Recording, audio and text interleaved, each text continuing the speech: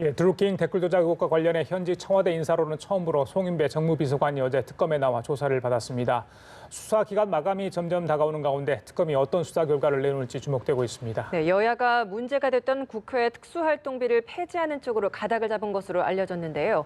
관련해 정치권 소식들 한민수 전 국민일보 정치부장, 김우석 미래전략개발연구소 부소장과 함께 자세히 짚어보겠습니다. 네, 안녕하십니까? 안녕하십니까?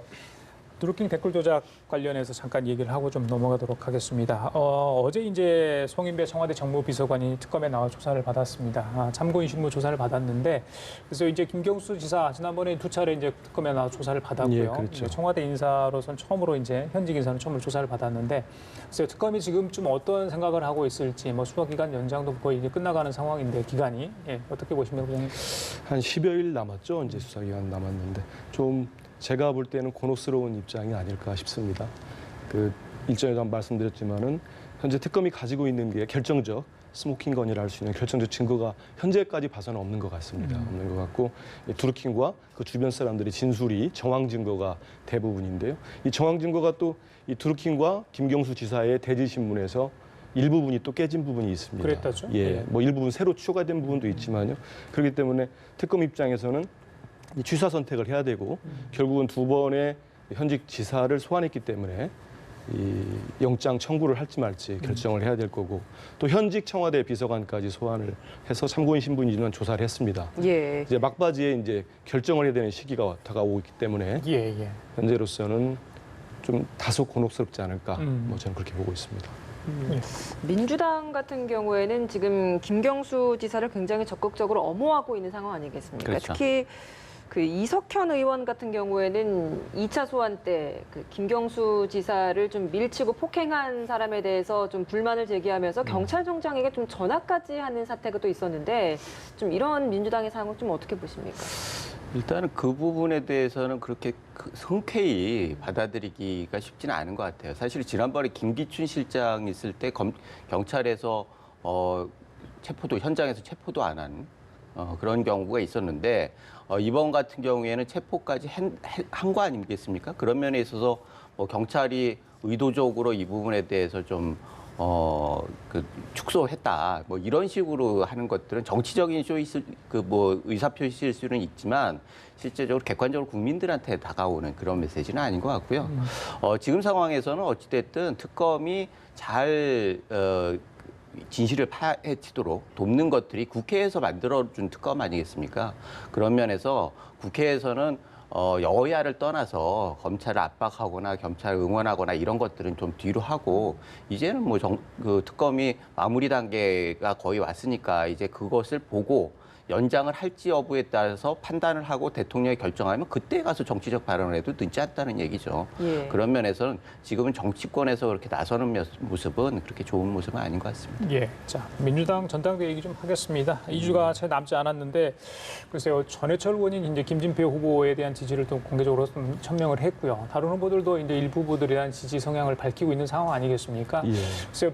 떨어진 탈락 주자들의 어떤 중립을 지켰나 그런 의무는 없지 않습니까? 이제 그럼에도 불구하고 이제 서로 이렇게 지지하는 후보를 밝히고 있는 상황인데 흥행이 더 잘 될까요? 어떻게 보세요? 이 사실은 뭐 이런 상황을 저희들이 좀 해석하기가 정치적으로 좀 필요할 것 같은데. 흥행 부분하고 연결시키는 건 뭐 다소 좀 그럴 것 같고요.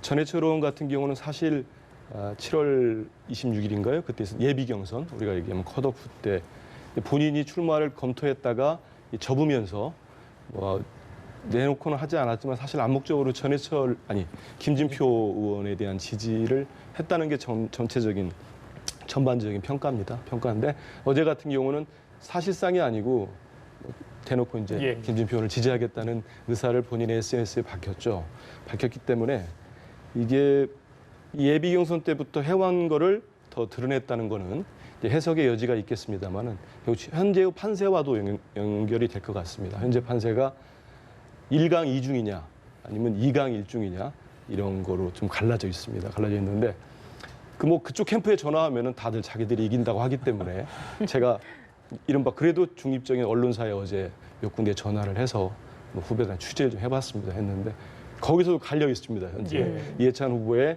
여전히 1강 대세로 유지되고 있다. 그런 부분도 있고 아니다 이제 뭐 이해찬, 김진표의 2강으로 많이 좁혀졌다. 여론조사에서도 뭐 좀 다른 여론조사들이 나오잖아요. 이런 상황에서 친문 핵심이라고 할 수 있는 전해철 의원이 지지자를 냈다는 거는 뭐 김진표 후보 측 입장에서는 야 우리가 승기가 잡으니까 드디어 이제 대놓고 지지하는 거 아니냐 할 수도 있는 거고 또 이해찬 후보 측에서 볼 때는 이제 막판에 대세론이 굳어져 가고 있으니 총력전을 펴는 거 아니냐 이렇게 또 해석을 할 수 있습니다. 이 상황에서 또 중요한 분이 또 한 분 계시죠. 이제 이른바 문재인의 복심으로 불리는 최재성 의원이 조만간 지지 의사를 밝히겠다는 예, 어제 16일 기사들이 주. 나왔습니다. 예, 예. 그래서 저도 또 이분 쪽 알아보니까 최 의원 쪽이 내일 14일이죠. 14일 날 이분이 예비 경선에서 컷오프 됐는데 그때 본인을 도왔던 현역 의원들하고 원외 지역위원장들 모임을 갖고 쭉 의견을 들은 다음에 예. 이르면 16일쯤 예. 지지하는 후보를 밝히겠다고 하는데 예. 이 최재성 의원이 이 권리당원들한테 대단히 인기가 많이 있습니다. 그래서 나름대로 제가 알기로는 이게 세 후보 모두 최 의원이 이렇게 컷오프된 뒤에 일각에서는 몸값이 더 높아졌다 할 정도로 구애 경쟁이 심했었습니다. 그렇군요. 그래서 예. 최 의원의 이 결정도 이 종반전에 치닫고 있는 민주당 경선에 또 이렇게 우리가 볼 수 있는 키포인트 중에 하나가 아닌가. 이번 전대를 싶습니다. 계기로 이 친문이 좀 분화할 수 있을까요? 어떻게 보세요? 그럴 때가 됐죠 이제 아, 집권 때가 2년 차 됐고 아, 예. 전당대회는 여당의 전당대회는 그게 변곡점이 되는 경우가 많이 있었어요. 예전에도 박근혜 정부도 전당대회가 사실 내리막길의 시작이었고 그런 면에 있어서는 지금 소프트 엔딩을 하기 위해서 누가 적합하느냐. 지금 뭐 이런 상황에서 보면은 전체적으로 판세에 대해서는 대체적으로 그 여러 가지 얘기는 있지만 지금 각 후보들이 하는 얘기를 보면은 분위기를 알 수가 있어요. 후보들이 가장 정확하게 알거든요. 그런데 지금 김진표 의원 같은 경우에는 강성 대표는 안 된다. 송영길 후보 같은 경우에는 교만하면 안 된다. 그리고 지금 이해찬 후보는 자기 정치 안 하겠다. 요는 다 이해찬 후보에 대한 얘기란 말이죠. 예. 이런 걸 봤을 때는 여론조사가 어떻게 나오는지와 별개로 결국 이해찬 대세론이 계속 유지되고 있는 거 아닌가 이런 생각을 하게 되고 예. 이런 경우에 문재인 대통령이 직접 나서지는 않겠지만 친문 인사들이 어떻게 얘기를 할지 이런 부분들에 대해서 관심이 많은데 사실 지금 삼철 중에서 유일하게 국내에 남아있고 제도권에 있는 그런 사람이 지금 그 의사표시를 했는데 전체의 그 친문 진영하고 좀 다른 얘기를 하고 있단 말이죠. 그건 무엇을 의미하냐면 혼자 지금 좀 견제를 하고 싶은 마음이 있는 것 같아요. 부담이 될 수 있단 말이죠. 그래서 많은 사람들이 이해찬 후보가 만약 대표가 되면은 좀 청와대하고 불편한 거 아니냐 이런 얘기들을 많이 했거든요. 예. 그런 면에 있어서 지금 되는 거는 상관없이 되는 과정에서 일정 정도 뭐 우리가 있다 이런 걸 보여주면서 일정 정도 견제와 경계를 하는 그런 의미가 아닐까 이런 생각을 해봅니다. 예. 견제와 경계와 관련된 발언이 좀 또 나왔던 게 예. 이해찬 후보가 부산에 내려가서 선거에서 왜 떨어지냐 이런 발언을 했는데 이게 또 논란이 되고 있는 것 같습니다. 여기에 이제 김진표 후보가 노무현 전 대통령이 여러 번 고비를 마셨던 이 부산에서 이런 발언을 한 것이 적절하지 않았다 이런 비판을 했거든요. 이 상황 좀 어떻게 보셨습니까? 이제 이해찬 후보는 바로 농담이었다고 이 말씀하셨는데 이 발언에 또 앞서서는 이해찬 후보가 그 문실장이라는 예. 발언을 또 했었죠. 예. 해서 이른바 문파라고 하는 이 열렬한 그 대통령 지지자층에서 비판을 많이 받았는데 결국은 이런 발언들이 전대에 어떤 영향을 줄 것인가 이런 게 크거든요. 근데 그거를 좀 가늠해 보려면은 민주당 전대를 구성하고 있는 선거인단을 좀 살펴볼 필요가 있습니다. 선거인단이 100%를 놓고 보면은 45%가 이 대의원입니다. 대의원이고 40%가 권리당원, 이른바 당비를 내놓은 당원들이죠. 예. 당비를 내놓은 당원들이고 15%가 일반 국민하고 일반 당원들, 여론조사하고 일반 당비 안 낸 당원들입니다. 결국은 이 현장에서 와서 투표를 하는 대의원 45%가 결정적이라고 볼 수 있겠죠. 그리고 권리당원이 많이 늘었기 때문에 이 표의 가치가 2년 전에 2016년도 추미애 대표가 당대표가 될 때는 이 권리당원과 대의원의 이 표의 가치가 한 1대 20 정도. 대의원이 훨씬 20%, 20배 정도 많은 거죠. 예. 근데 이번에는 한 50배 정도가 됩니다. 50 정도가. 결국은 이 권리당원들 중에 이해찬 후보의 이런 발언에 분노하고 분개를 하고 반대를 하지만은 결국 이들의 표심이 실제 당락의 좌우하게서는 좀 더 대의원까지 영향을 미쳐야 되는데 이 부분은 조금 더 지켜봐야 되지 않겠는가 예, 8월 싶습니다. 25일 날 이제 전당대회가 예, 있습니다. 그렇습니다. 예. 새 후보 중에 누가 될지 궁금한데요. 자, 새 후보 중에 누가 되더라도 지금 현재 민주당 상황이 좀 심각하다는 이런 분석이 나오고 있습니다. 왜냐하면 지지율이 지금 계속 떨어지고 있어요. 오늘 나온 지지율 보니까 40.6%까지 이제 하락을 했습니다. 글쎄요, 지금 문재인 대통령의 지지율 떨어지고 계속 줄어드는 추세고요. 빨간불은 아니라도 최소한 노란불은 들어왔다. 그래서 청와대 또 뭐 민주당 쪽도 긴장하는 분위기가 있다고 제가 들었거든요. 예. 지지율 하락세 어떻게 좀 해석을 해야 됩니까? 부장님 먼저 이야기 좀 해주시죠. 일단은 사실 이 상황에서 보면은 추미애 대표가 참 운이 좋다 그런 생각을 할 수밖에 없어요. 꽃길만 계속 걷다가 지금 약간 하락세가 되는데 그 다음 그 대표한테 이게 바통을 넘겨주고 약간 관리를 하는 뭐 어제도 대구에서 약간 울먹이고 그런 것들이 굉장히 강한 인상을 또 그쪽의 지역에서도 줬을 것 같아요. 그런 면에서 그런데 반면에 새로운 대표는 정말 굉장히 큰 부담을 가질 수밖에 없죠. 사실 지금 뭐 그런 의미에서 당청 관계가 굉장히 중요한 거예요. 어느 때보다도 중요한데 지금 이해찬 그 후보 같은 경우에는 청와대에 대해서 농담이라고는 했지만 지난번에 그 실장 발언도 그렇고 이게 반복되면서 굉장히 우려 섞인 얘기들을 많이 하는 거거든요. 예전에 총리 그 노무현 정부 때 총리할 때는 그때도 너무 그 책임 총리라고 해가지고 자기 주장이 강하고 그래서 결국 정부에 굉장히 큰 청와대에 굉장히 부담을 줬다 이런 얘기가 있었기 때문에 이번에도 혹시 당이 그런 부담을 청와대에 주는 거 아니냐. 그렇다고 하면은 어떻게 보면은 이 하락세가 더욱 강화되는 거 아니냐 이런 우려들이 있는 것도 사실이고 그런데 다른 쪽에서는 이렇게 위기일수록 뭔가 기강을 잡는 게 굉장히 필요하다. 그래서 당이 하나가 돼가지고 청와대를 좀 돕는데 그러려고 하면은 대표가 굉장히 힘 있는 사람이 필요하다라고 하는 의미에서 이해찬 후보에 대해서 굉장히 지지를 하는 것도 사실이거든요. 이 양쪽에서 무엇을 선택할 것인가는 전적으로 당원의 몫입니다. 문제는 그렇게 함으로써 결국은 누가 됐을 때 이 지지도 하락을 멈출 수 있느냐. 그거는 사실 지금 녹록하지 않아요.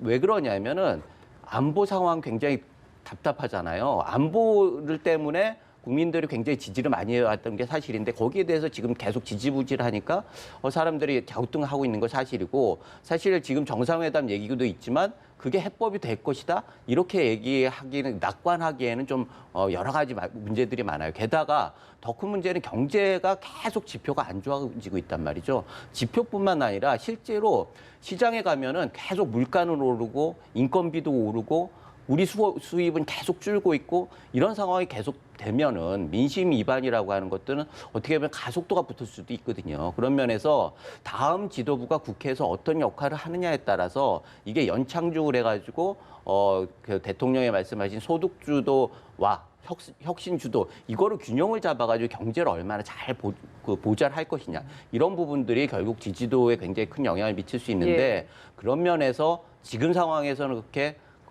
마땅치는 않은 상황인 것 같습니다. 예, 부장님. 예, 돌파구가 필요해 보여요. 예. 그렇죠. 예. 근데 한 2달 남짓됐죠. 6.13 지방선거 때 이제 그 현 여권이 더불어민주당이 압승을 거둘 때 많은 사람들이 예상을 좀 했습니다. 지금이 정점이지 않겠느냐. 그리고 곧바로 조정을 받을 것이다. 근데 이제 좀 전에 앵커께서 말씀하신 40%까지 내려왔으면 조정 폭이 좀 가파른 거죠.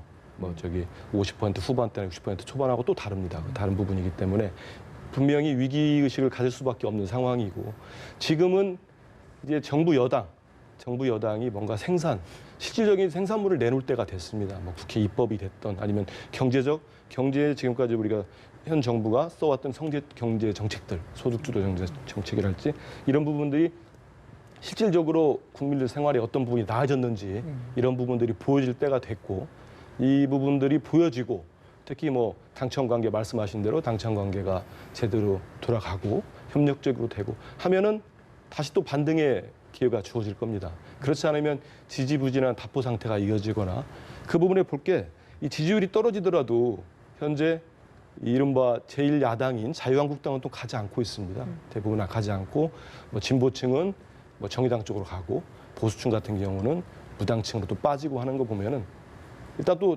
우리 국민들이 지켜보는 거죠. 지지를 했는데 또 실망을 하니까 빠졌고 어떻게 하는가 또 보는 그런 상태가 아닌가 싶습니다. 말씀하신 대로 그 자유한국당 지지율은 크게 오르지 못하고 있는 예, 상황이거든요. 그렇습니다. 이건 좀 어떤 이유 때문이라고 보십니까? 좀 전에 말씀하신 대로 자 이제 김병준 혁신 비대위원장이 뜨고 이렇게 뭔가 얘기를 하고 있는데 한번 지켜보자는 상황인 거예요. 그 상황인데 김병준 위원장이 처음에 이 가치의 논쟁을 시작을 했었습니다. 이 자율이라는 이 보수층의 자율이 없다.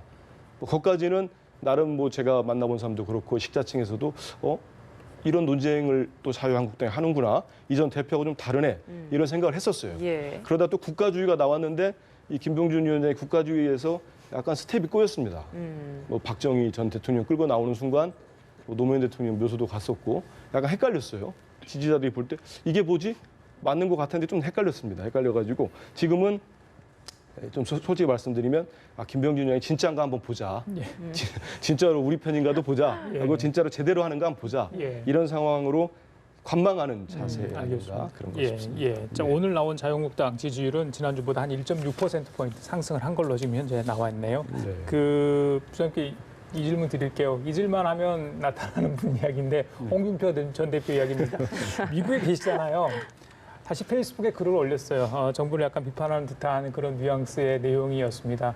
아마 그때 사퇴하고 나서 5번째 이런 글인 것 같아요. 지난번 노회찬 전 의원 관련해서 논란을 일으키기도 하지 않았습니까? 페이스북 정치 안 한다고 하지 않았습니까? 어떻게 봐야 되는 겁니까? 다른 방법이 없잖아요. 사실 본인 입장에서는 어찌 됐든 복귀를 하고 싶은 마음이 굴뚝 같을 건데 지금 뭐 미국에 있으면서 게다가 리모트 컨트롤 할 수 있는 측근들이 있는 건 아니고 본인이 임명한 당협위원장들도 있는데 그분들 같은 경우에는 당장 살아야 하니까 뭐 대변을 하거나 이럴 상황은 아니지 않습니까? 그런 면에 있어서 제일 좋은 게 SNS 정치일 텐데 지금 그거를 안 하면은 결국은 완전히 잊혀질 거다라고 하는 우려가 있는 것 같아요. 그런데 적어도 아직은 그렇게 하기에는 한국당이 좀 정리가 된 다음에 재평가를 할 수 있는 분위기가 되고 이런 다음에 발언이 나오면 좋을 것 같은데. 정치인들은 실제 그렇습니까? 신문에 자기 이름이 완로하지 않으면 제일 두려워한다면서. 그렇죠. 예. 악플이 무플보다 훨씬 낫다라는 게 게다가 본인 장례 기사가 아니면 무슨 상황으로 나와도 좋다는 그런 것도 우리가 항상 얘기하는 건데 결국은 그런 조바심이 이런 약간 다른 그런 식으로 비판을 받을 만한 이런 식으로 나타나는 거 아닌가라고 생각해가지고 좀 한국당 입장에서는 좀 답답하기도 하고 그럴 것 같습니다. 예, 이번에는 바른미래당 상황 좀 살펴보겠습니다. 일단 본선에 오를 6명 후보가 컷오프되고 확정이 됐는데 예. 지금까지의 바른미래당 전대 상황 좀 어떻게 보고 계십니까? 뭐 사실 큰 지금 여론의 주목도는 높지 않죠. 그쵸. 높지 않고 6분이 나오셨는데 근데 국민의당 출신이 2분, 바른정당 출신이 4분이라고 하는데 실제로 이 지도부를 구성하는 이 청년위원장에는 이 국민의당 출신 김수민 의원이 됐습니다. 예. 됐기 때문에 4자리를 놓고 또 여성 한 분이 또 확정이 됐고요. 권은희 후보가 됐고 그럼 3자리를 놓고 5분이 하는 겁니다. 하는 건데 손학규 대표가 손학규 후보가 나오면서 또 손학규 대세론이 그쪽에서는 또 형성이 되고 있죠. 그러다 보니까 김영한 후보하고 누구죠? 하태경 후보하고 연대를 하겠다고. 예. 여기는 민주당하고 좀 다른 게요. 민주당 당대표 경선은 1인 1표입니다. 최고에는 1인 2표고. 근데 이쪽은 1인 2표기 때문에 이른바 짝짓기 연대가 가능한 상황이죠. 그러면 현재로서는 손학규 대표의 대세론이 유지가 되지 않겠느냐. 최대 개파나 영향력이 큰 안철수 전 대표 측에서도 손 대표를 돕는 거 아니냐 이런 여론이 있기 때문에 현 상황은 그런 것 같습니다. 1인 2표제가 변수가 될 수 있고 방금 말씀하신 것처럼 반손학규 연대 이게 어느 정도 이제 전당대회 과정에서 작용을 하느냐 이게 가장 큰 변수인 것 같아요. 그렇죠. 네. 사실 1인 2표가 합종연행에 굉장히 중요한 기제임에는 틀림없습니다. 그런데 문제는 대세론이 있는 데는 1인 2표가 별로 의미가 없어요. 결국은 한 표를 누가 다 가져간다라고 하면 한 표를 가지고 흥정을 해야 하는 거 아니겠습니까? 예. 그러면 지금 2표가 있을 때 뭐 하태경 예. 이게 뭐 시한이 있어서 연말까지 가더라도 그 안에 여러 가지 논의는 있을 수 있지만 결국에는 국민 여론을 거슬리지는 못할 거다. 예. 이렇게 생각합니다. 올해 국회에 책정된 특활비가 한 60억 원 정도 됩니다. 글쎄요. 많다고 생각되시는 분도 있는데 문제는 이제 폐지도 국민이 강하게 주장하고 있기 때문에 이런 것까지 폐지까지 가닥을 잡히지 않나 싶어요. 이게 네. 지금 어떻게 보신 지금 상황에 대해서는 부장께서는? 일단은 뭐 폐지 여론에 대해서 제도 개선으로 국회에서 화답을 한 거 아니겠습니까? 그러니까 국민들은 그건 꼼수 아니냐. 결국 영수증을 제출하는 게 무슨 특활비냐 이런 얘기 아니겠어요? 그런 면에서 특활비를 계속 고집한다라고 하는 거는 결국은 국민들을 속이면서 뭔가 쌈짓돌을 그 뒤에다 두고 싶은 그런 뭐 의도가 아닌가 이런 얘기들이 있었는데 예. 지금 보면은 좀 늦었지만 특활비를 폐지하겠다 이런 부분들은 잘한 것 같습니다. 그래서 이런 경우에 있어서는 물론 구체적인 항목들은 꼭 필요한 부분들이 있어요. 그러나 그것이 특활비는 아닌 거죠. 예를 들자면 경조사비나 국회의장이 어디 가가지고 뭐 그 경력금을 주거나 식사를 모시고 대접을 하거나 이런 부분들 필요한 거거든요. 게다가 지금 그 김영란법 때문에 피감 기관들의 돈을 끌어다 쓸 수도 없는 예. 상황이니까 이것들은 개정에 정식으로 넣어가지고 활동비 이런 부분들로 좀 해서 투명하게 그야말로 제도를 제대로 만들어가지고 이런 것들은 넣으면 되는 거고 그것이 진정한 제도화라는 거죠. 그래서 지금 합의 자체는 굉장히 합리적인데 문제는 특활비가 진짜 요구되는 부분이 있었느냐 이 부분이에요. 이게 기밀의 그 부분들이 있을 수 있잖아요. 예를 들자고 하면 북한 관련해서 뭐를 한다거나 이런 부분들에 대해서 국회에서 일정 정도 할 부분이 있을 거란 말이죠.